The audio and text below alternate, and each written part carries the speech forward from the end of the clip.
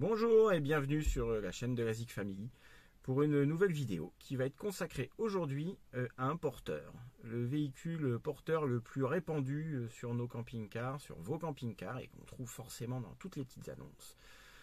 À chaque fois vous êtes nombreux à vous interroger. Donc on va parler de Fiat Ducato. Ouais, c'est pas très exotique mais c'est comme ça, c'est 80-85% des porteurs sont des Fiat Ducato. Donc il était temps d'en faire une vidéo dédiée avec le plus de détails possible sur les caractéristiques techniques, les évolutions, les motorisations, les équipements, les accessoirisations, enfin bref, le plus possible sur le Ducato pour que vous puissiez choisir dans les meilleures conditions possibles. J'en profite pour vous dire, là je suis actuellement assis dans l'Imer 544. Alors non, c'est pas moi qui ai bu un coup de trop, c'est bien le véhicule qui est penché et non pas la caméra. Hop là, on est en léger dévers et ça se voit. Donc oui, je suis dans l'Imer 544 présenté dans la vidéo précédente que vous avez beaucoup apprécié et qui s'est vendu en fait dans l'heure qui a suivi la diffusion à une abonnée de la chaîne que je salue ici. Des gens charmants qui viendront en prendre possession la semaine prochaine, une fois que la révision et que la courroie de distribution auront été faits, comme c'était prévu d'ailleurs. Donc je l'ai encore un petit peu là, et je profite de sa présence, et donc du Ducato, pour pouvoir faire cette vidéo. Ça me fait rebondir sur une chose, si vous avez besoin, je vous le redis, puisque je reçois pas mal de mails depuis que j'en parle, mais tout le monde n'est pas au courant forcément, puisque c'est nouveau. Si vous n'avez pas envie de vous embêter à vendre votre véhicule, à recevoir des acheteurs, à faire des annonces, des photos, des vidéos pour le mettre en valeur, je le fais pour vous. Je peux simplement faire une petite vidéo de présentation qui vous aidera à le vendre. Je peux prendre en charge la vente, comme j'ai fait pour celui-ci. Je peux aussi vous aider à trouver votre véhicule. Là, en ce moment, il y a plus de gens qui cherchent que de gens qui vendent. Vous cherchez souvent tous un petit peu les mêmes choses. C'est compliqué, le marché est tendu, mais on essaie de faire ce qu'il faut. Voilà. J'ai quelques contacts moi chez des professionnels qui peuvent aider aussi à trouver des véhicules. Mais c'est vrai que la période là est vraiment pas évidente. Voilà, bon, je vous reprends tout de suite et puis c'est parti pour un Ducato Tour. Allez, à tout de suite. Alors c'est reparti, une fois n'est pas coutume, je vais commencer par la cabine, avec toujours la mascotte qui nous surveille. Donc le Ducato, on va parler du Fiat Ducato deuxième génération, puisqu'il existe depuis 1982, ça c'était le premier. À l'époque c'était, vous savez, le Ducato avec surtout le J5 C25 qui était représenté en France, qui s'est vendu jusqu'en 1994. Mais celui-ci, j'en avais déjà fait une vidéo il y a quelques temps, qui est toujours d'ailleurs très appréciée. Mais bon, le porteur se fait quand même plutôt dépasser, hein. Et là, aujourd'hui, on va parler donc du Ducato 2, qui nous intéresse à partir de 1995 jusqu'à 2006. Donc ça fait une sacrée carrière, ça fait 11 ans. Alors même s'il y a eu un restylage en cours de route, ça reste un porteur qui est toujours très présent dans les annonces. Et avec ses qualités, ses défauts, ses évolutions qui ont arrangé certaines choses, etc. Et vu l'offre, il me paraissait indispensable de vous en parler. Donc là, la cabine que vous voyez là, c'est sur le restylage d'après février 2003. Si je ne m'abuse, hein. Normalement, j'ai à peu près les chiffres en tête, c'est ça. Donc à partir de février 2003 jusqu'en 2006, date de la présentation de la génération d'après, on va trouver ce tableau de bord modernisé comparé aux anciens modèles, donc entre 94, fin 94 et début 2003. Je vais vous le mettre là en incrustation, qui est toujours présent dans les annonces. Celui-ci, c'est une évolution. On n'y gagne pas vraiment en équipement de base. C'est un petit peu plus moderne en design. Notamment, vous allez trouver d'office un compteur à affichage digital du kilométrage et de l'heure, avec compte-tour, ce qui n'était pas forcément le cas des générations d'avant, où les premiers tableaux de bord n'avaient pas de compte-tour, c'était vraiment très simpliste. Et puis on va pouvoir avoir quand même toute une gamme d'équipements de confort qui nous rapprochait du milieu automobile de l'époque. Alors celui que je vous présente là, lui, est simple, mais vous pouviez avoir des vitres électriques, là on est en vitre manuelle, des rétroviseurs à commande électrique, des deux côtés, hein, et des givrants. On pouvait avoir un airbag conducteur. Il y en a assez peu, hein, de cette génération-là sur les camping-cars, mais ça peut arriver. La climatisation, là c'est pas le cas, donc quand vous avez la clim, vous avez l'interrupteur supplémentaire ici. L'ABS aussi, équipement de sécurité qui était très peu répandu, mais qu'on pouvait aussi avoir en option, donc à bien vérifier quand vous achetez sur le modèle convoité. Quand vous mettez le contact, si vous avez bien le voyant ABS qui s'allume ici, oula, je me rappelle plus. C'est le premier élément qui permet de distinguer, outre sous le capot, le montage de la centrale ABS. Mais ça, c'est un petit peu plus technique. On pouvait avoir, alors, effectivement, là on est sur les sièges d'origine. Mais vous avez plein de montages, plus ou moins confortables d'ailleurs. Les sièges d'origine qui sont d'ailleurs fabriqués par Isri, qui sont des grands fabricants de sièges reconnus dans le milieu poids lourd, transport en commun. Donc ceux-ci ne sont même pas rhabillés d'un autre tissu, ce qui est parfois le cas en fonction du niveau de gamme de la cellule. Le constructeur choisissait de rhabiller les sièges d'origine pour coordonner. Bon là c'est pas le cas, par contre on a quand même les accoudoirs bien pratiques. Et vous pouviez avoir en accessoire des sièges plus travaillés de la marque Agouti par exemple, pivotants, bon, bien que ce soit des embasses pivotantes qui se rajoutent, hein, on peut tout à fait l'avoir là-dessus. Et ce porteur, ce Ducato, faisait partie des premiers à avoir généralisé les stores plissés Remis, puisque diffusé en grande masse, ce qui a permis en fait la fabrication d'accessoires seconde montre qu'on trouve encore aujourd'hui, même du coup pour des Ducato anciens qui ont déjà 25 ans, vous pouvez encore trouver cette forme de store Remis, ce qui n'est pas forcément le cas sur des porteurs moins représentés où les équipementiers n'avaient pas travaillé dessus spécifiquement. Donc voilà, au niveau du tableau de bord, ce qu'on peut en dire, dans l'ensemble, ça vieillit plutôt bien. Les plastiques, même s'ils sont très durs, sont plutôt bien assemblés, résistent assez bien aux rayures, ne se déforment pas trop au soleil. Bon là, celui-ci, l'exemple, n'est peut-être pas forcément le mieux choisi parce que le véhicule est en excellent état, mais d'une façon générale, voilà, vous trouverez rarement de tableau de bord fendu en plusieurs morceaux, de boîte à gants cassées, de volants très usés. Si c'est le cas, c'est que vraiment le véhicule convoité a été pas très bien traité, pas très bien stocké, tout ça. Vous voyez, ces volants là en plastique avaient tendance à plutôt bien vieillir, celui-ci à 125 000 km, et on n'a pas d'usure spécifique. Évidemment, ils n'ont pas été utilisés comme des utilitaires. Hein, voilà, c'est pas du tout la même chose que le Ducato de l'artisan. On se doute bien. Hein. Donc, sur le modèle que vous convoiterez au niveau cabine, vérifiez bien les équipements, série, options, parce qu'on pouvait tout avoir. Sur les plus anciens, avec le premier tableau de bord que je vous ai montré en incrustation, vous pouviez avoir déjà aussi quelques équipements de confort. Hein. Les vitres électriques étaient dispo en option. On pouvait même avoir la clim, c'est beaucoup plus rare de la trouver sur les versions d'avant restylage, mais ça arrive, c'est quand même un sacré plus quand vous l'avez. Par contre, les équipements de sécurité, ABS, airbag, ça c'était absent. Voilà, à bien regarder. Hein. Donc maintenant qu'on a fait un petit tour à l'intérieur, j'ai oublié une chose, si vous pouviez avoir aussi des moquettes en accessoires. Voilà, on est sur le tapis caoutchouc d'origine. Hein. Mais qui vieillit d'ailleurs plutôt bien. Hop. Tiens, des sandales. Vous voyez, les marchepieds en caoutchouc, en plastique, tout ça, ça a une bonne durée de vie, hein. Pas de problème. Donc maintenant, je vous propose de passer à l'extérieur et on va passer sur la partie mécanique et carrosserie.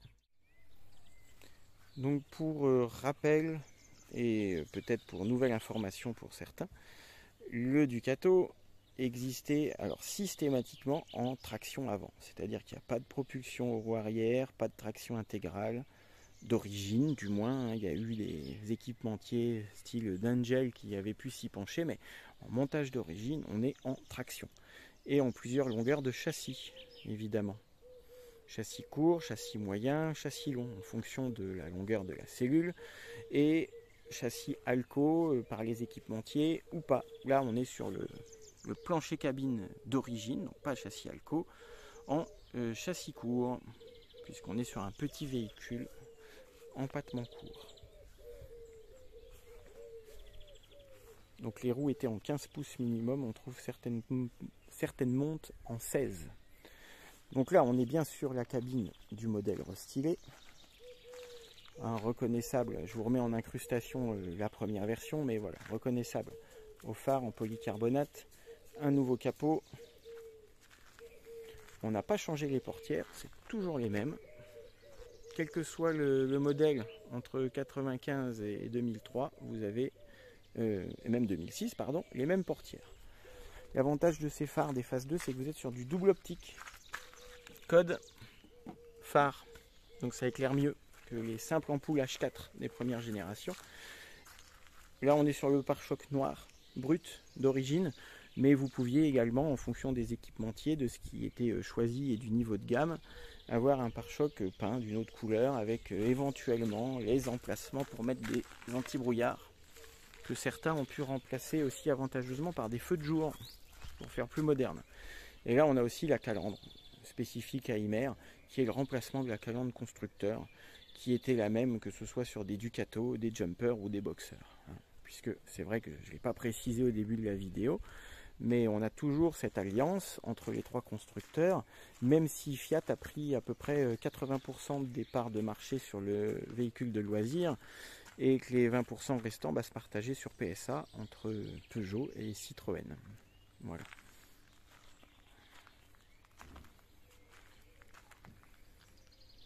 Au niveau de l'extérieur, ce qu'on peut en dire, c'est qu'il n'est pas trop sensible à la corrosion sur tout ce qui est ouvrant. Mais par contre, étonnamment, il va être beaucoup plus fragile sur ce qui ne se voit pas et sur les parties structurelles. Un petit peu l'inverse du J5 C25 des générations d'avant.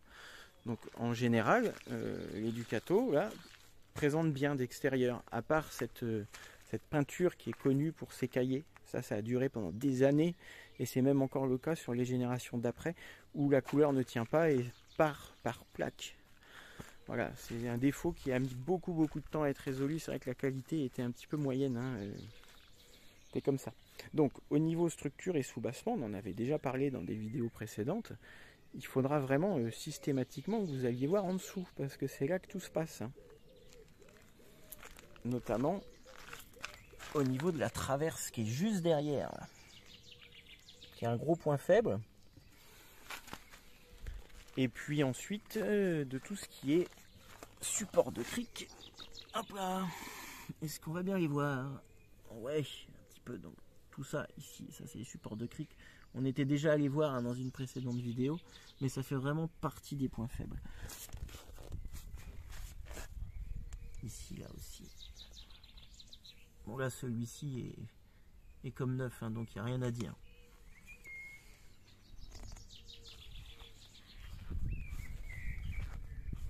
Allez, je vais ouvrir le capot que j'ai déjà déverrouillé et puis je vous reprends sur la partie mécanique.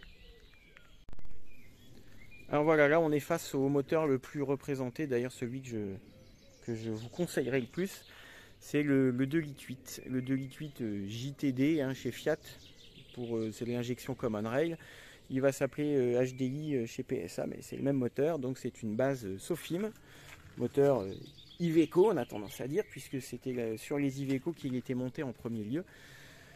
Il y a eu plusieurs montes, hein, donc il faut bien faire attention, puisque souvent sur des petits modèles, petits profilés, petits fourgons ou petites cellules à bas prix, on peut tomber donc sur des trop petits moteurs qui vont avoir du mal à emmener le véhicule. Bon, sur les premières générations, on va avoir le 1,9 litre TD, qui est un moteur de voiture, hein, qui n'est pas trop adapté, même si ça fonctionne, mais il est un peu faible en couple et la fiabilité un petit peu aléatoire parce qu'on lui en demande trop sur des grosses cellules. Donc on peut le trouver sur des capucines, les capucines économiques.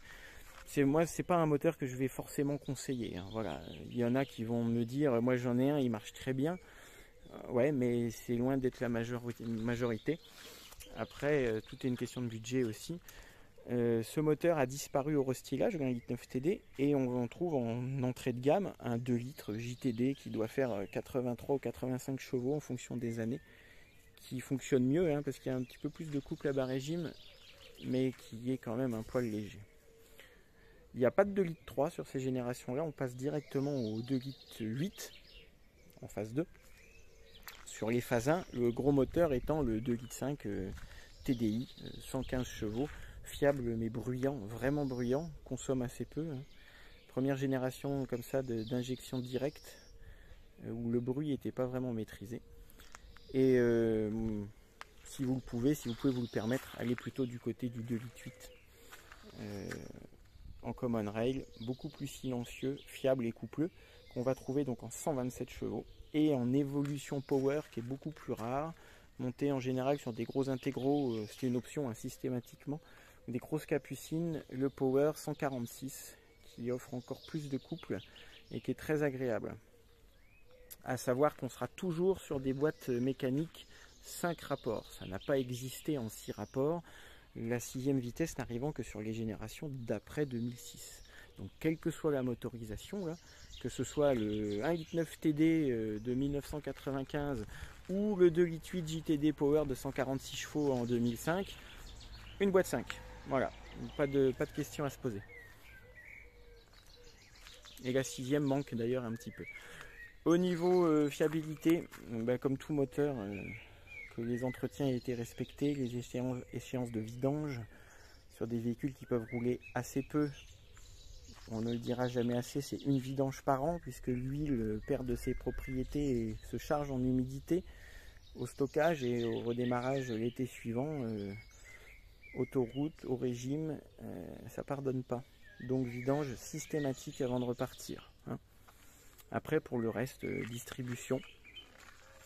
Là-dessus, il y a un vilain point, c'est que pour faire la pompe à eau, il faut le corps de pompe fait partie intégrante du support moteur ici. Donc quand on veut faire la pompe à eau, il faut enlever le support moteur. Et ça coûte cher puisque c'est des heures de main d'œuvre. Et bien souvent les gens n'ont pas forcément envie de payer pour ça. Donc c'est comme ça qu'on se retrouve souvent avec des pompes à eau qui sont d'origine. Le véhicule a 15, 18, 20 ans. Pompe à eau jamais faite. Donc à vérifier dans les factures. Et j'ai même eu le cas malheureusement de distribution où la pompe à eau avait été facturée par un professionnel. Et quand on vérifie, qu'on démonte, on s'aperçoit qu'en fait la pompe à eau n'a jamais été faite et est complètement d'origine.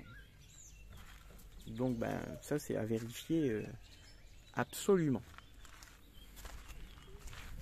Voilà, on a parlé intérieur, on a parlé carrosserie, évolution, soubassement, motorisation. Je ne vais pas rentrer dans des détails trop techniques non plus parce que c'est pas utile, mais je pense que voilà, ça vous permet déjà d'y voir un petit peu plus clair. Comme d'habitude, moi je reste à votre disposition pour toute question. Je vais essayer de faire une vidéo qui n'est pas trop longue parce qu'après ça fait beaucoup d'informations à retenir. Donc on va s'arrêter là. Et puis je vous dis à la prochaine et à votre disposition dans les commentaires ou par mail. Voilà, n'hésitez pas. Allez, à très vite, bye bye.